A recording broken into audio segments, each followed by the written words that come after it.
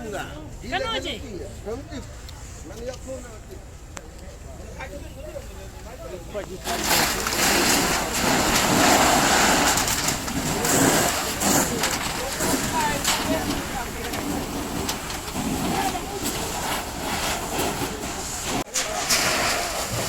Kaya person Wahiajer West Jati Hills District negasi hakapor siteng sni ka ashteng kala kemding kansan bat bamdu ya bon Tylli ki Basa shong yo.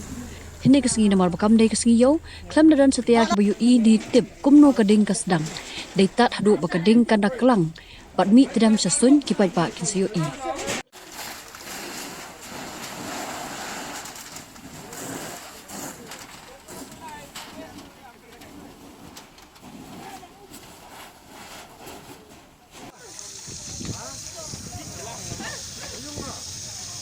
Nakaliang Assistant Secretary Kayau Person Wahiajer, Jameson Senram, ubalawan man pendap kam hakan ngayo ulay thu ba mo uru ulay i hadian makading kalaklang. Markum tahi ula pentep sigi pulit pelip ding ni Fire and Emergency Services, bat kat ba ki kali pelip ding kimpat poi kipat ba hi kila persang ban pelip da ko kapadan hakan ngayo. Hakan jing jale thu ba Duna shu ya ka South Tylli ki Basa basak ta hakan jing klang jong kading. Nah, sekarang kongkong kadwa to kre yang hi manu ka assistant ng yang em kam to ni tai yang de kre state lang dai pati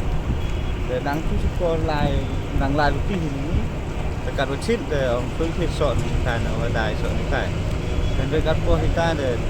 sedang ni kedem de kadwa ya ya bon ru sini em ro ini yang mana sini dan yang mana yang ke sini dan kadwa ini dah sedang ro jadi ni ter dan ngau kiamo de pun tu ada senang de pun dengan bayar servis pun bang cispa ini dan orang jing slam yang bayar servis ada pun ini di luar ni kat kamu yo kat kamu man kata kat kamu sedang sana sting kan tinggi rapi yang gini yo wan rap ni seba em gini yang gini yang dia rapi ya po ti ni na top em gini ki pai ro dia ya thek sitit